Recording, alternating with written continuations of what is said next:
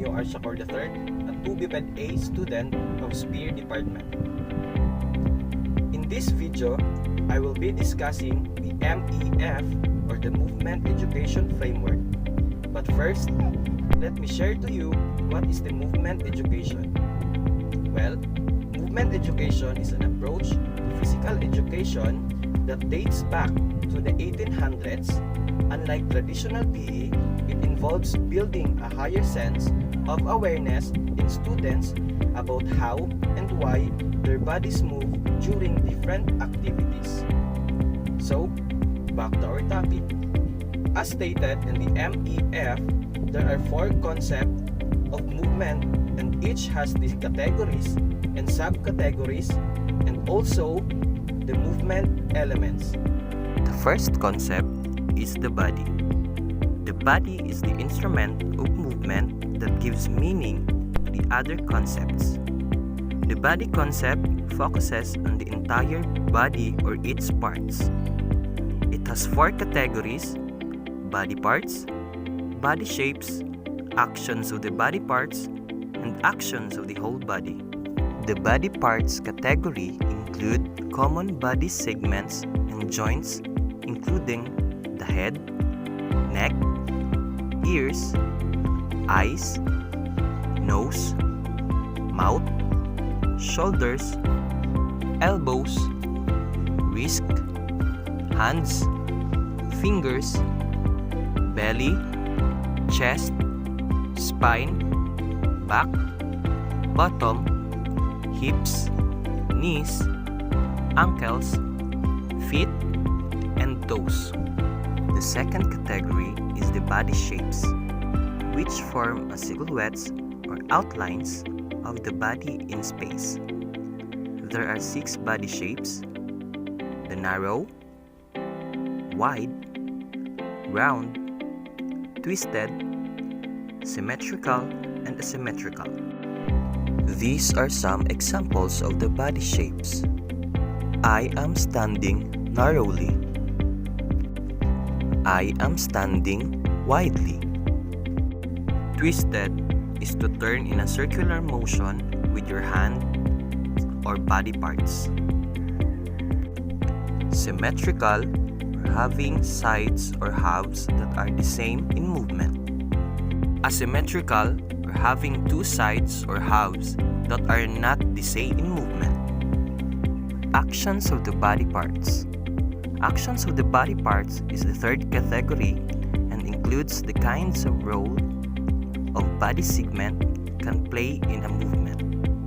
An example is that when I am preparing myself to catch a basketball, I bend my body slightly and put the weight at the center so that I can prepare myself where the ball may be passed, whether on my left side or in my right side.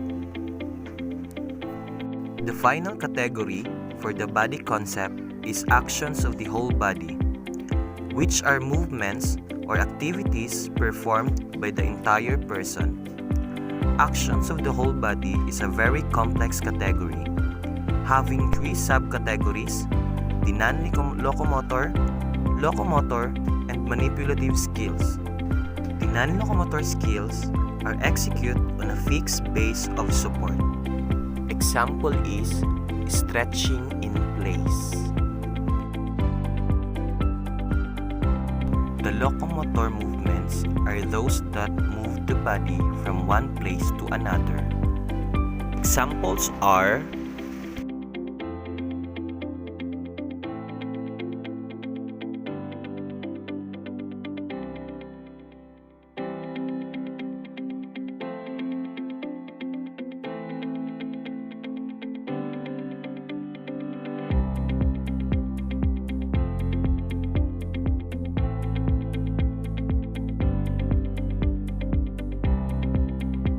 manipulative skill, also known as object control skills, are actions that involve controlling an object or piece of equipment such as ball, bat, or racket. For example, dribble. Dribble occurs when traveling with an object that is repeatedly contacted by hands or feet. For example, dribbling a basketball with the hand or dribbling a soccer ball with the feet. The next concept is the space. The space concept focuses on where the body moves. It has 6 categories: the location, direction, level, pathway, plane, and extension.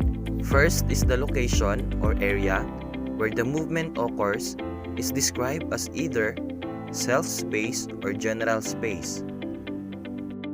Next is the direction. Common directional movement elements are forward, backward, sideways,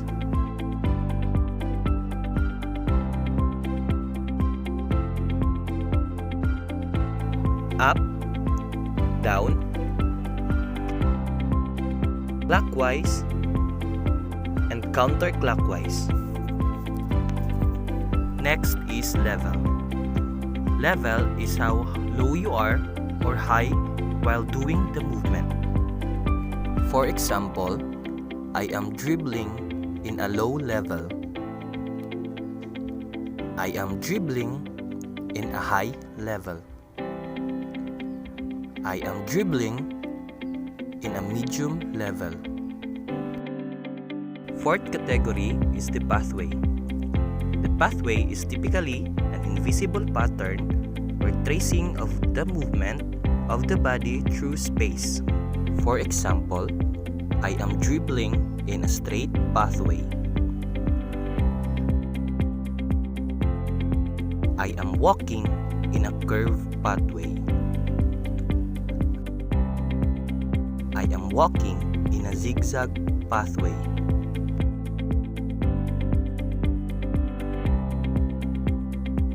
The fifth category is the plane. The movement elements of the plane are sagittal plane, frontal plane, and transverse plane. The sagittal plane divides the body into right and left sides with a plane sandwiched between them. For example, when the elbow extends during a basketball free throw shot, the forearm is moving parallel to the piece of the glass that is sandwiched between the right and left sides or through the sagittal plane. The frontal plane, also known as the coronal plane, divides the body into front and back sections with the plane being sandwiched between them. For example, jumping jacks. The transverse plane, also known as horizontal plane, divides the body into top and bottom sections with the plane being sandwiched between them. An example is execute. The sixth category is the extension. The extension category describes the range or size of the movement in space relative to the body. The elements are how small or large you are moving in space.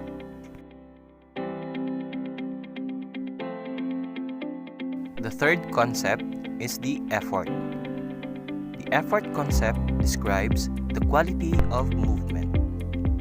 It has 4 categories: the time, force, flow, and focus. The time category addresses how fast the movement is or its rate. Examples are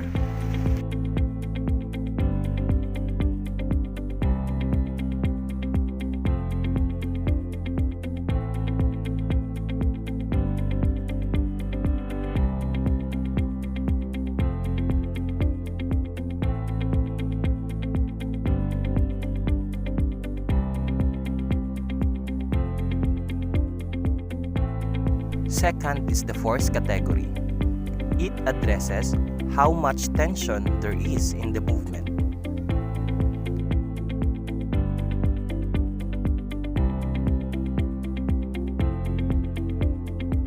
The third category is the flow, and It addresses how continuous or fluid the movement is.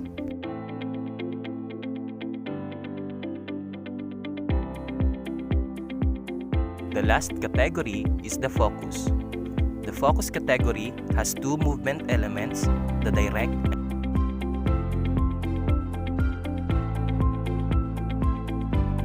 and indirect.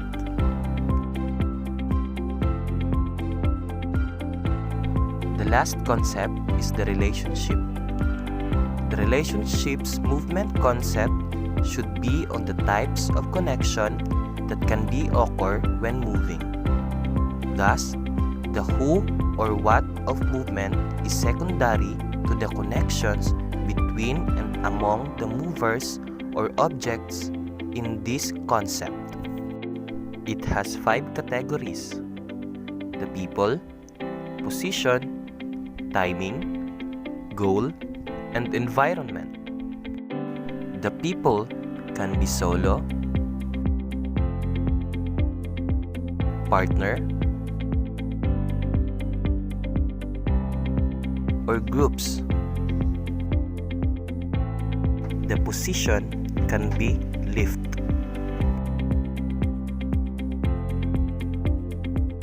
The timing can be simultaneous, alternate, and successive. The goal can be collaborative, cooperative, or competitive. The environment can be either static or dynamic,